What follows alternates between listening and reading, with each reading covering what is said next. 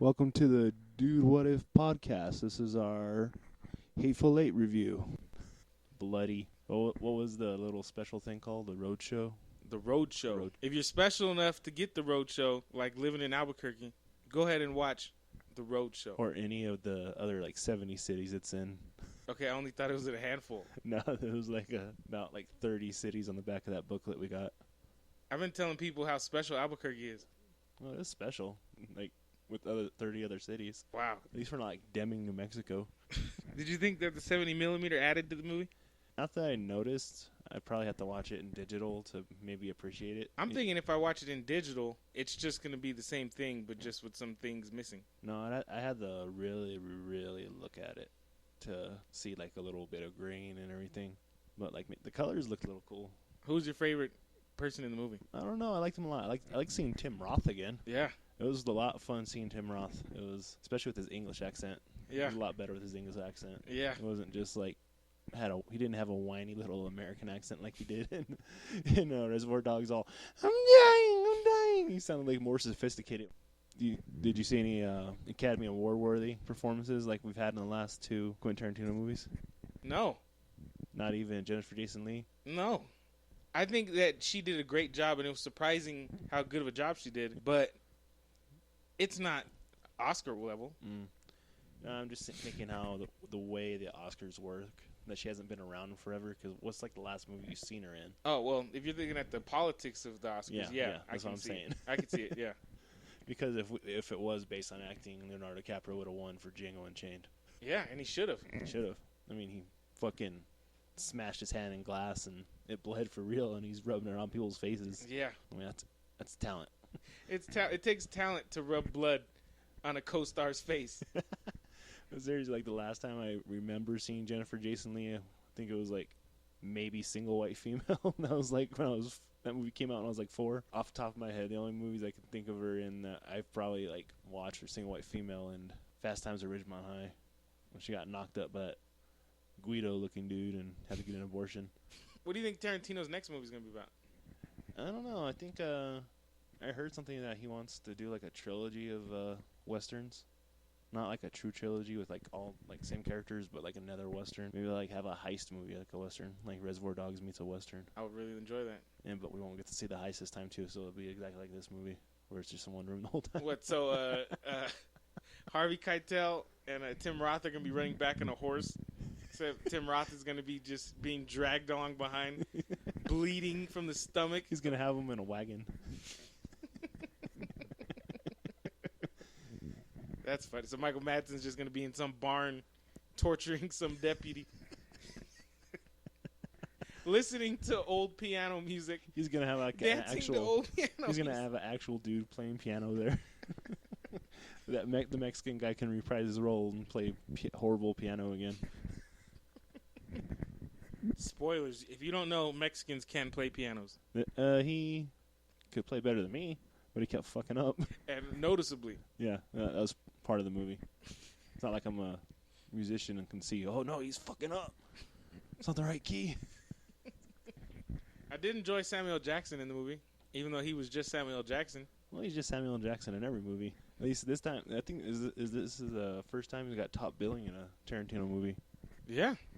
He played the majority of the movie. Yeah, no.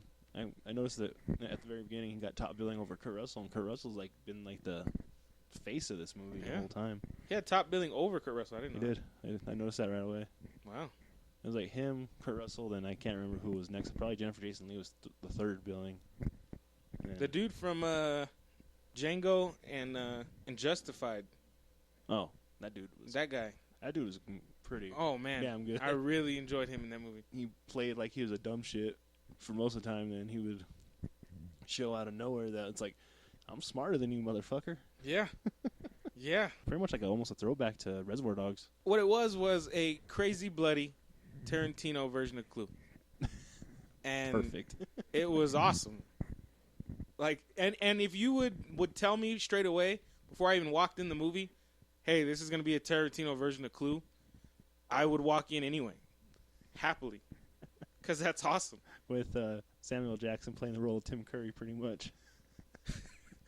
Kind of just owning every scene he's in. Then The dude from Justified. You know, figure out his name. I should probably bring the booklet over here. Like, you know which guy is from Justified. I mean, yes, we love movies, but we usually like describe every actor as that dude from this and the dude from that. Yeah, and if you don't get it, don't give a shit. And then you're not in the movies. No, no. Because all you have to say is that old bitch from Selena that killed Selena. I hate that You know bitch. exactly who we're talking about. And I hate that everybody bitch. fucking hates her because that's I the only hate thing that we bitch. remember her from. That evil bitch. For the longest time, she was just the mother of Cheech Marin and fucking Born in East LA. Now she's And the when I bitch watch that killed those movies, Selena. I still hate her. I still hate her. That was before You're Selena. gonna kill Selena one day, you old bitch. That's just part of being one of those actors that's pretty much same role but still good in every role. Overall, what did you think about the movie? I really liked it. I was expecting to like it because I liked it. I have liked every Tarantino movie, even Ever? the Grindhouse, little Death Proof. I love that. Mm-hmm. I mean, All the way back to True Romance. all the way back. I love True Romance. That's one of my favorite movies. And just anything he touches, I like. Even that one scene in Sin City, the one scene he directed was just the absolute best part of Sin City. Besides the character of Marv. Yeah. Like, I want to go back and watch the episode of Alias that he directed. Yeah. Just because. Yeah. He's just one of those directors that says, like, whatever he does, I'll love. Like, him, Kevin Smith, Robert Rodriguez, because I'll even watch Shark Boy and Lava Girl because I love Rodriguez. And Wes Craven are, like, probably the big four for me that I'll watch anything they do. Only thing I would add is Antoine Fuqua. Training Day, Yeah. Eraser, Yeah. The Equalizer, the newer one, Yes. was great. Yes. All good Everything he movies. makes is just awesome.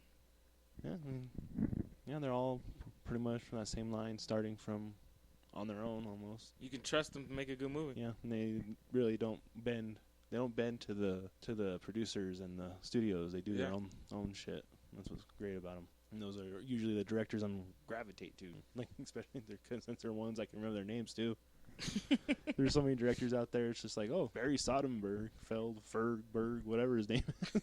It's like, oh, I've seen a lot of movies he's done. But it's like I love couldn't- saying I Antoine couldn't point him out. Fuqua because it makes me feel like I know film. I know film.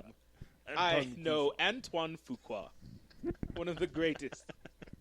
That's what Spike Lee strives to be. Yeah, you know, Antoine Fuqua is like Spike Lee without Being angry. always having to do with black people. That's exactly what Antoine Fuqua is. I think Spike Lee's been. You think once you get to a point where you can buy season tickets to any basketball game and be on the court, you get over all your early life and stop hating white people. I think that's the problem right now. I think his problem is he hasn't really seen or felt racism in a long time. Yeah. So it's kind of like Metallica trying to still make real hardcore rock when they have families and they're not about rock and roll and drugs and having fun. I think he's just trying to get that old magic back.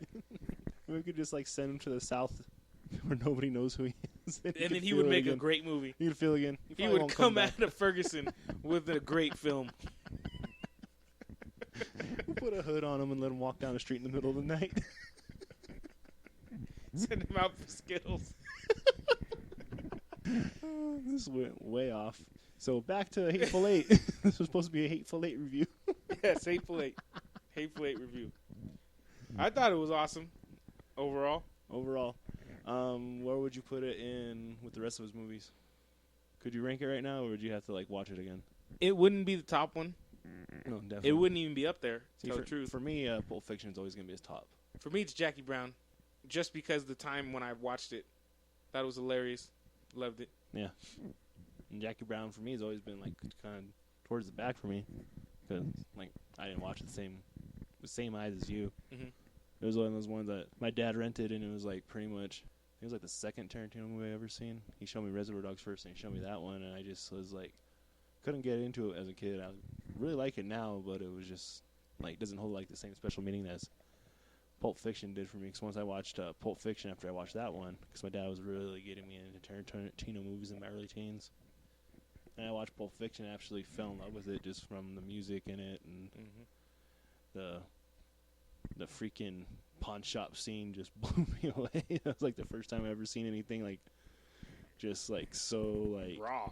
raw and adult. Yeah. Besides horror movies, Mhm. it's like 'cause horror movies is like You with horror, expected that with kind like of horror and slasher movies. Like most of the time, it's like not. It's like this can't happen in real life. You Mhm. can't have like some guy coming at you and you shoot him and he still walks at you, or you can't get like be like a Freddy Krueger and get you in your dreams, or you can't get really abducted by aliens and shit like that. Yeah. But shit that kind of scares you when you're like alone in sleep. But this is like you can walk into a pawn shop in LA and possibly get raped. Not even L.A. Look, you can walk down the street at that futon store. You don't know. And sometimes I drive past some of these thrift shops and I'm thinking, yeah, some guy's getting fucked in the beehole down there. Yes, and we live in Albuquerque, so there's probably a lot of beehole fucking in this town. There's a lot of random stores. There's Great. a lot of random vacuum bag distributor store. Yeah. They're in vacuum bag distributor stores and Books on tape. books on tape. That's been open for like 20 years and still open. Yeah, Still doing good. I just saw that place today. Nobody in it still. Never seen anybody in it. I think it's just a front for some butthole fucking Yeah. like cult. Yeah. No, what it is it's a spider web. Somebody's going to catch a couple flies one day. Yeah. That's why I stay away from books on tape. And books in general. You know what? That is just reason enough. Stop reading books. Just stop reading books. Stop reading books. You Wait can- for the movie to come out. If it's a good book, they'll make it into a movie. Yeah. And they'll take out all the bullshit. 'Cause Yeah. You've seen like all these movies being books made into movies. Like Mhm. look at the last 2 Harry Potters. It was supposed to be one movie, but it's like let's make more money and put it into 2. First one was boring as shit. Yeah. The only thing that happened was Dobby died at the end. And like you could have just put that at the beginning of the last one. Yeah. And the first movies are always the ones most faithful to the book. Yeah. And they're always shit.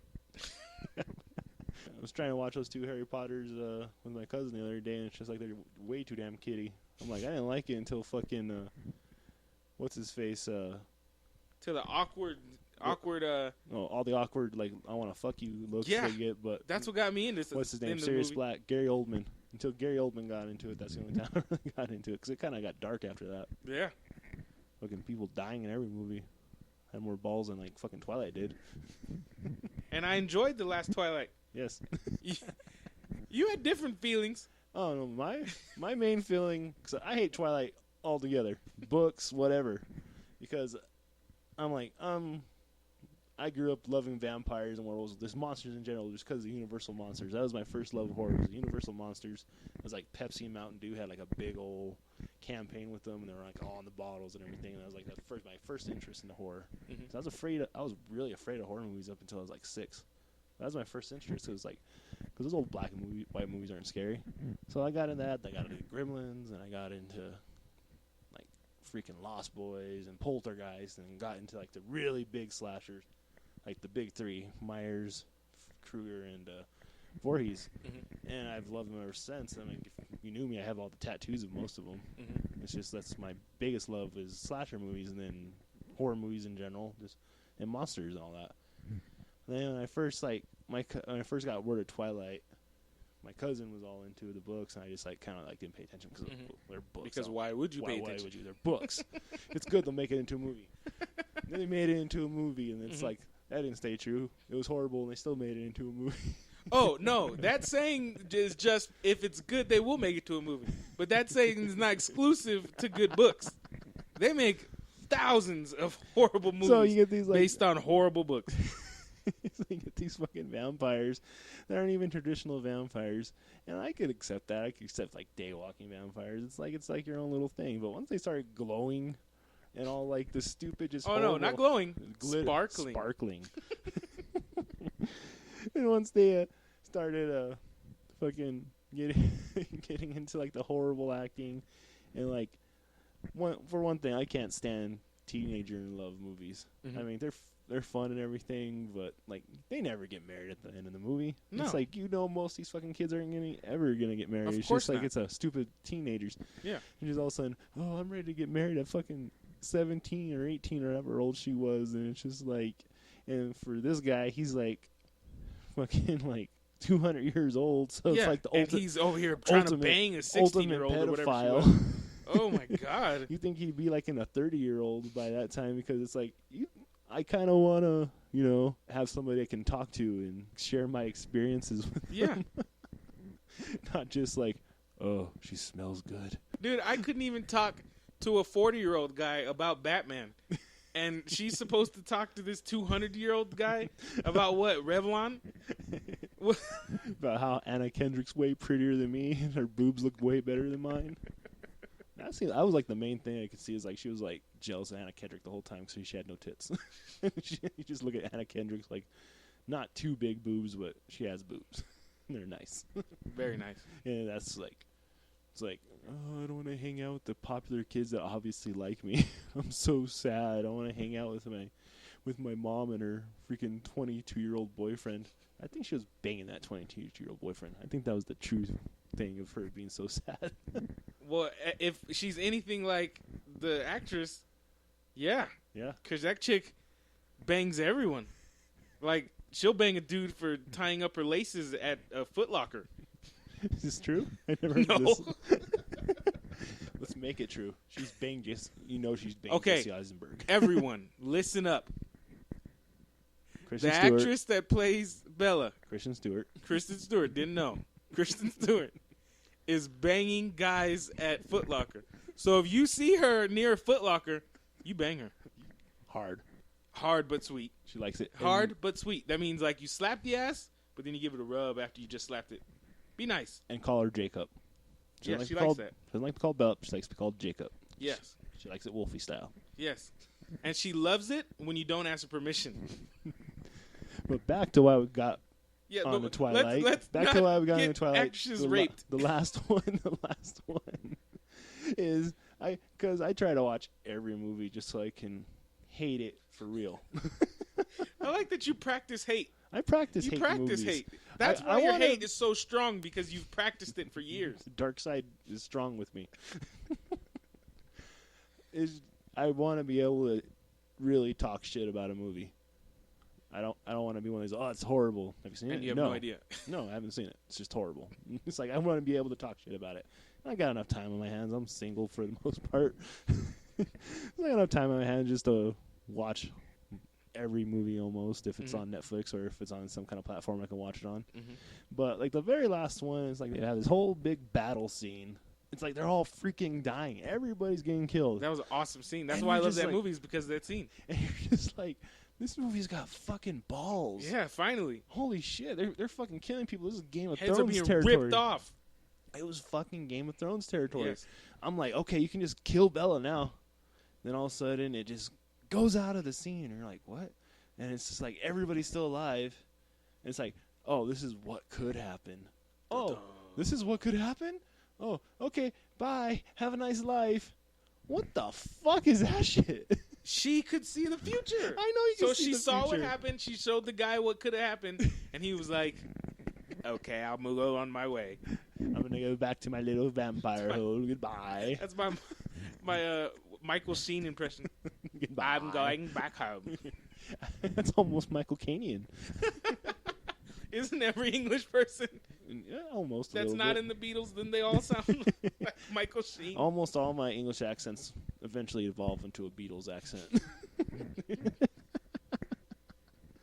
Yeah, but it's just like the movie had balls for like 5 minutes. Then all of a sudden, neuter itself again.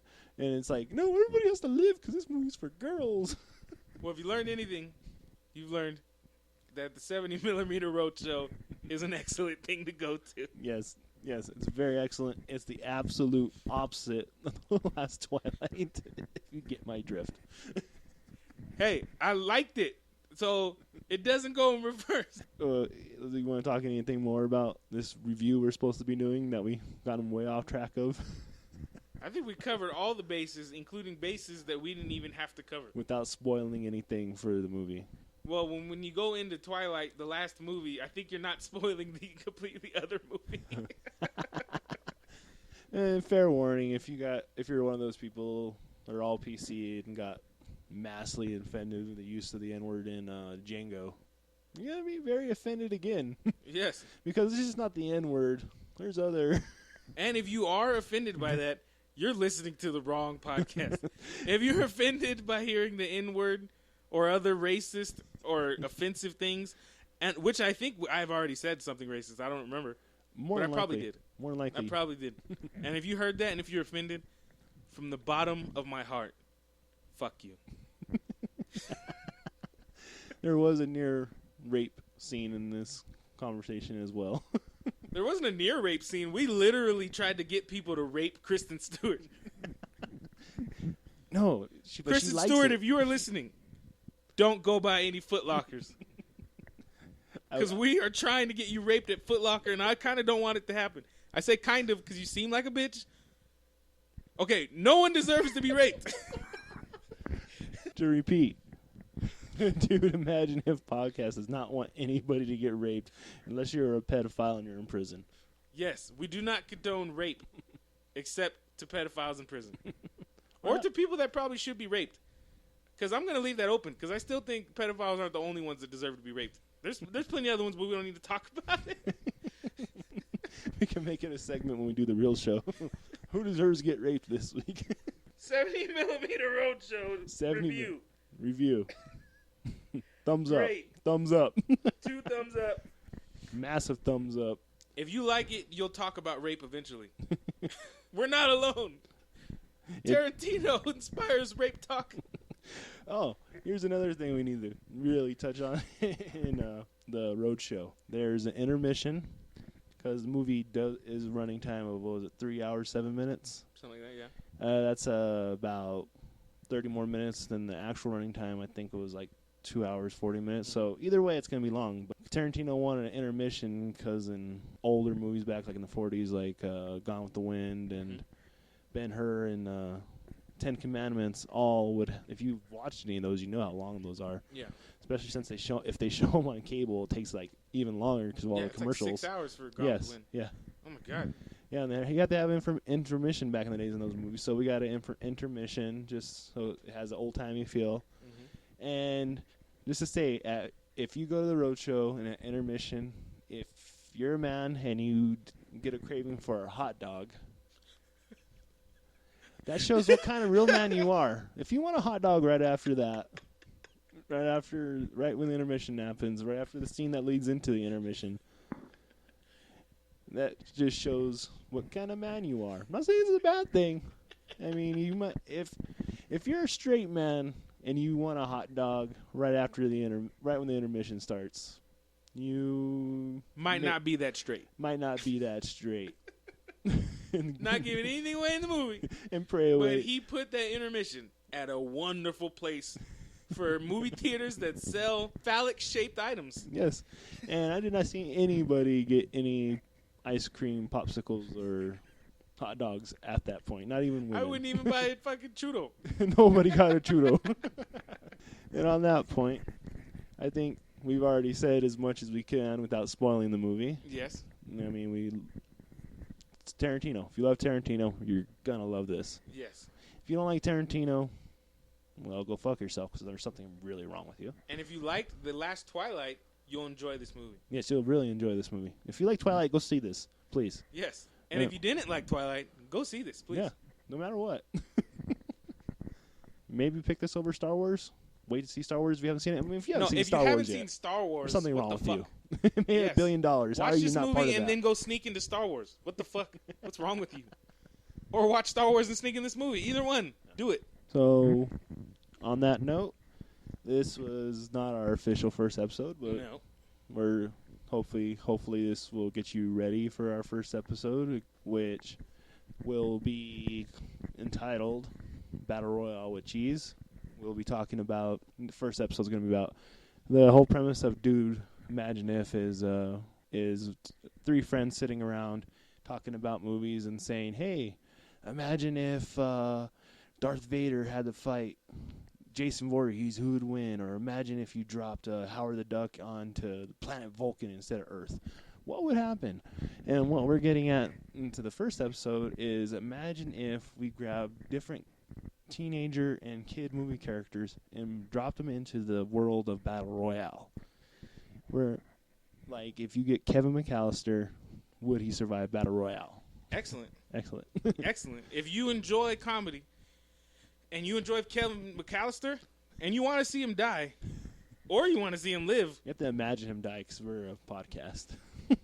No, we will literally show you. When you listen to it, you will see it. Oh. I promise you. You have a guarantee. So, on that note, thank you for listening to our horrible review. Horrible. Hopefully you go see it. Horrible rape-filled review. And hopefully we'll hear from you in the first episode. Thank you.